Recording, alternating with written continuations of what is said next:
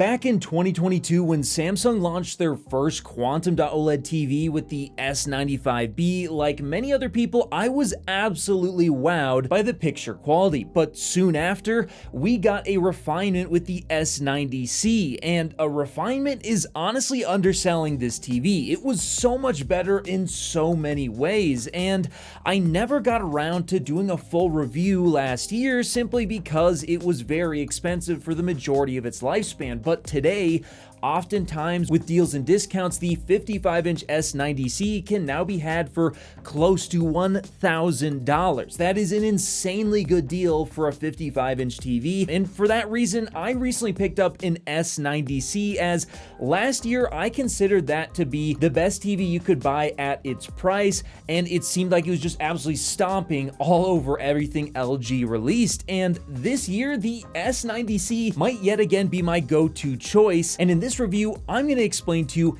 exactly why. Now, let's first start off with the specs. This is a 55-inch 3840 by 2160 144 Hz 16 by 9 Quantum OLED V2 panel that does have G-Sync and FreeSync compatibility. I would say in terms of the overall design, it is actually very good. It looks really premium, but the stand itself is a little bit cheap and wobbly, so I would recommend wall mounting this instead. Now, in terms of the ports, pause if you need to, but the most important part is that it does have 4 HDMI 2.1 full bandwidth ports capable of 4K 144 Hz. So that's really good, especially considering that right now it can be had online for $13.99. However, as I mentioned earlier, if you apply a AAA or student/military discount and then you talk to chat over on Samsung's website and stack another 10% discount, you can typically get this TV for $1,133. And if it can come anywhere close to an LG G4 for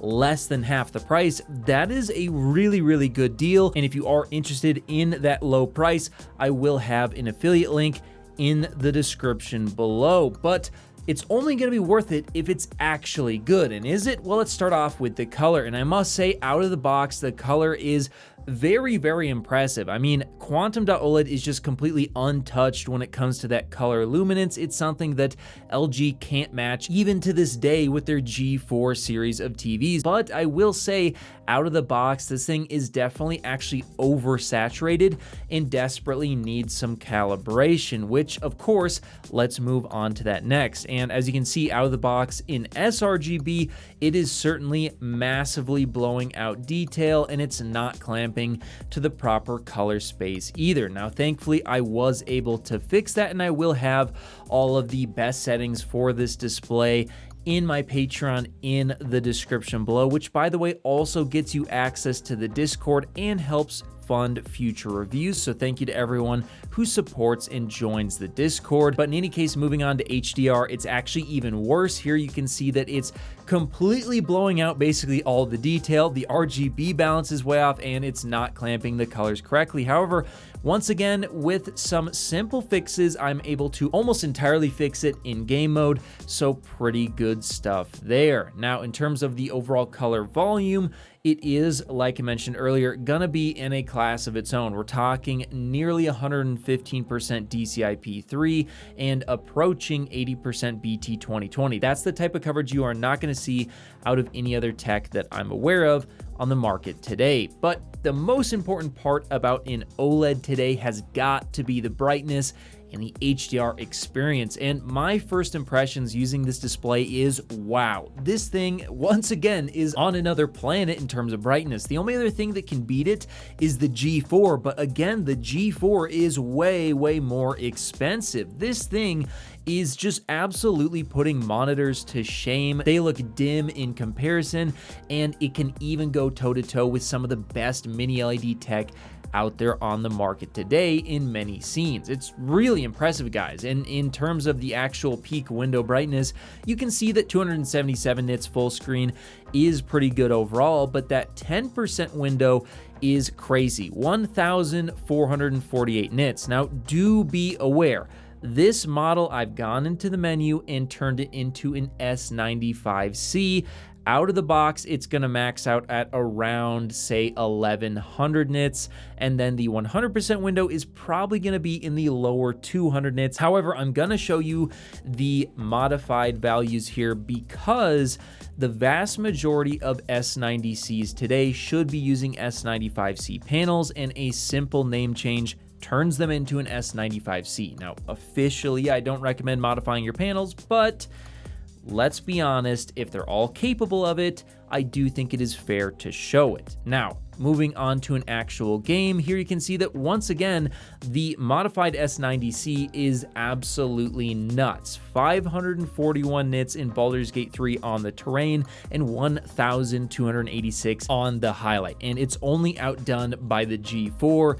Any other TV or monitor that I've reviewed thus far gets absolutely crushed by these two OLED displays. But how does it handle the near black accuracy? And it's actually not terrible out of the box. It is crushing some shadow detail. However, it can actually be brought back, and that's exactly what I did in SDR as well as HDR. Once again, that info will be in my Patreon. But in any case, moving on to the latency. Can this actually be used as a gaming monitor since it has 144 Hertz? And the answer is yes. It's not going to be as fast as, say, the 240 Hertz OLED monitors, but it does come pretty close. I mean, within, 3-4 milliseconds is really, really good for a TV. So nothing wrong there. And in terms of the motion performance, likewise, it's also very good at 144 Hertz, considering that OLED has those near instantaneous response times. It does get beat out, as you can see, by the 360 Hertz Quantum Dot OLEDs by a significant margin,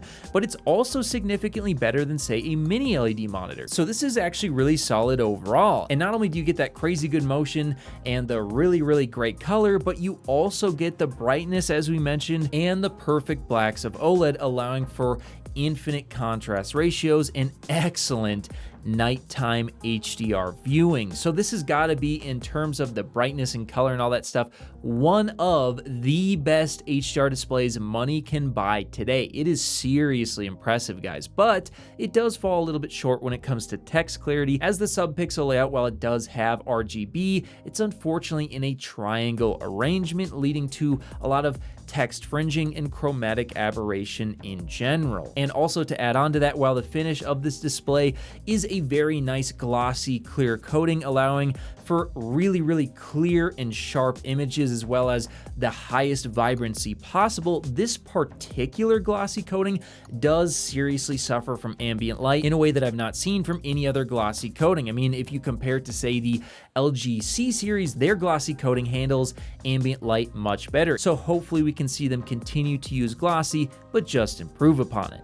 Now, in terms of the viewing angles and uniformity, Quantum Dot OLED is near perfect. So let's move on to the sound, where I gotta say it is pretty decent overall. It does lack a bit of detail, and there's no booming bass that you might expect to get out of some really nice speakers. And speaking of bass, the louder that bass gets on this television, well, it can actually cause some rattling. So I would definitely recommend investing in some speakers, but it does the job and it's not horrible. Also, the menu and firmware has been improved significantly in 2024. It's much faster, it looks nicer, but in my opinion, it is still pretty slow, and I think it could be improved upon even further. So there you have it, guys. The S90C, despite it being 1 year old, is still an absolute banger of a TV. Whether you want to use it for watching movies or you want to play games with a PC, it's just absolutely fantastic. That 144 Hz refresh rate, 4K resolution, and absolutely mind-blowing HDR capabilities